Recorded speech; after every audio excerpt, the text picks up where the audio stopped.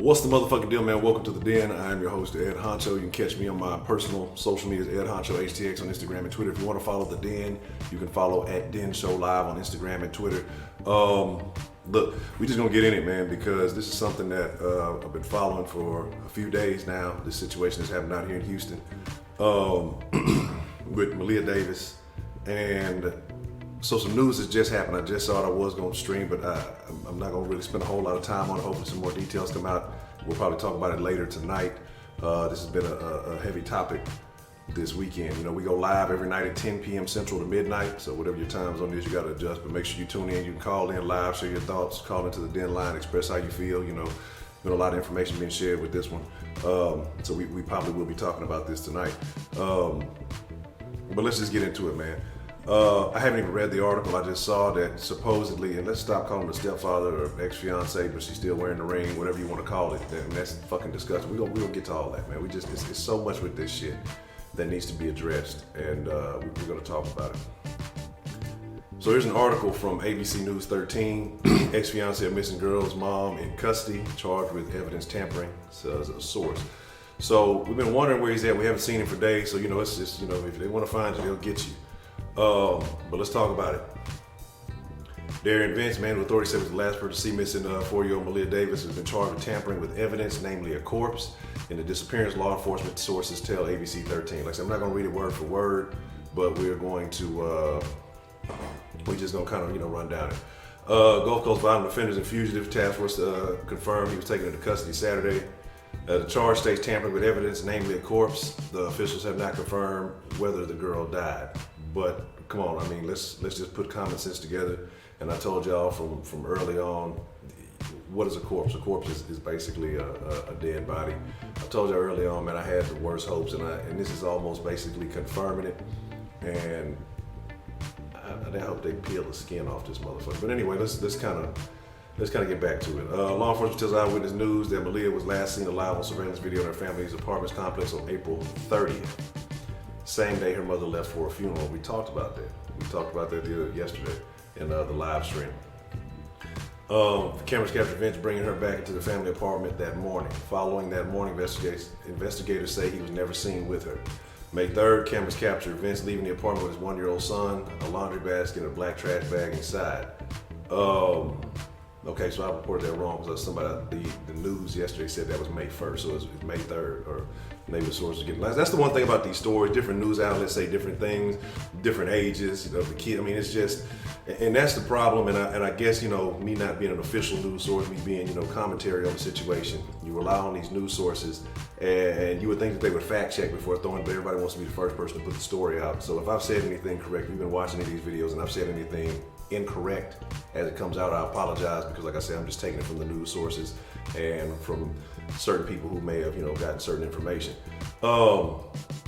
Carrying on, Texas Equity Search has been looking for Maleah since the story of her abduction is told to police by Vence on the night of May 3rd on his way. So that would be the night that, so the day he took that basket out would have been the day he was supposed to go pick her up. And that's fucked up. And his 1-year-old son to pick up the girl's mother. Said he pulled over near Greens Road to check his tires, heard a popping noise. Vence checked his vehicle, 3 Hispanic men. We all know this part of the story. So during a press conference, police said Vence told him he was ambushed by the man. Yeah, we know that.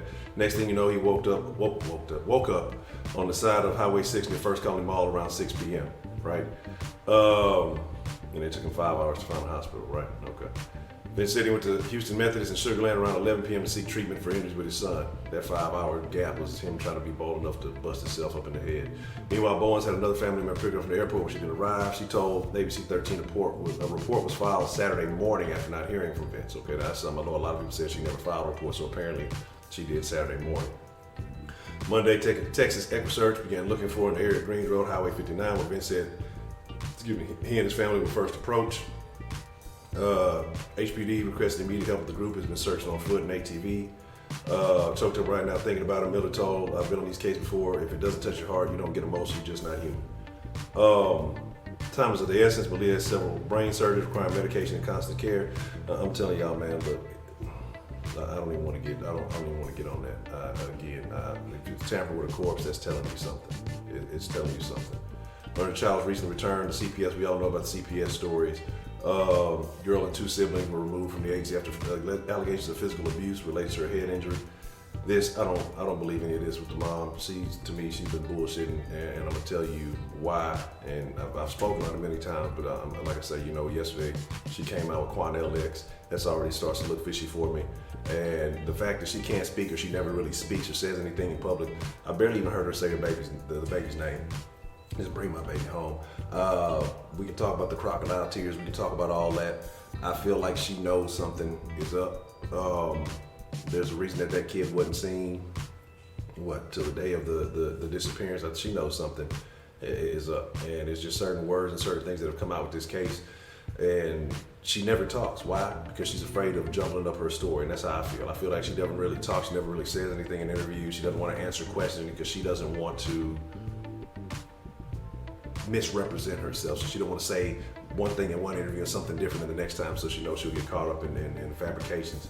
It's a lot, man, because she came out with all these allegations, was defending him early on social media, and then all of a sudden yesterday, oh, he's gay now, and I was going to get back the ring, but you're still wearing it. Big fight before you left, but you left your child with him, and you accusing him of being gay, you're accusing him of, you want to break up with him and all this other stuff, and y'all had a big fight. He has a history of abuse, which you also said, but you left your child with him. That's why she's not to be trusted. She's just as guilty. Look, you may have to miss out on some things. If you know that you're going to go visit family, to leave your family in immediate danger, then you just have to miss out on one. I mean, that doesn't make any sense, but we'll get to that. We'll probably talk more about that tonight. In an exclusive interview with ABC 13, Bowen said it was determined the fall was the cause of the girl's injuries. Yeah, what kind of fall and how? But now you're saying he's been abused and left bruises on her before.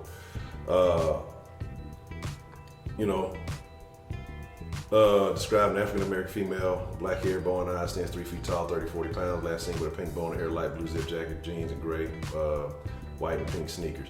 Now this right here, I'm terrified from Maleah, Mama Missing Girl Speaks.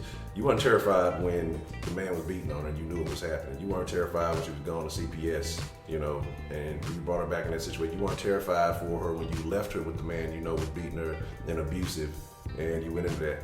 But I don't believe it's all bullshit to me. I think she's just trying to distance herself from the situation because I think she's a part of it. I really, truly do. Spirit is so broken, I feel so lost, can't concentrate, can't focus, overwhelmed. For me, it doesn't seem real, I'm sure. Family members arrived in the Sugar Land area helping find out flyers with people who didn't even know Maleah joining in to help. And that's the fucked up part, but you got so many people who have got emotionally invested in this case. And y'all know what the fuck happened. And y'all are just trying to, escape any punishment for what you did. Anything else post share a flyer greatly appreciated. I mean that from my heart. I say that with every bit of me. She cried. It hurt my soul. I couldn't do anything but pray with her and pray to ask God to bring this baby home. We're walking by faith and not by sight. Volunteer Sterling Nichols said. Nearly a week after the reported disappearance, authorities tracked down a vehicle. Investigators searched the Nissan Altima, found no visible evidence.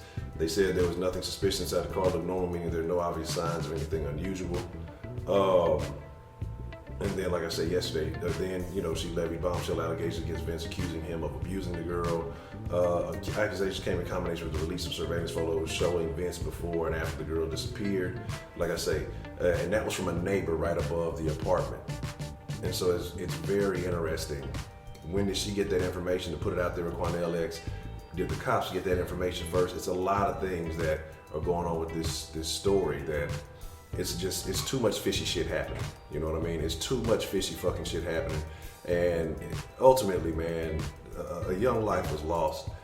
We're gonna talk about it. I'm not gonna go to deep diving into it because I was actually, just checking to see if there were any updates to the story because I was working on a different video talking about some stuff that we need to learn in this case because there's a lot of questions to ask. But now, if he's in custody, I think a lot of these questions are gonna get answered very soon. But we'll talk about this probably tonight. Most likely tonight we will be talking about this 10 p.m. Central.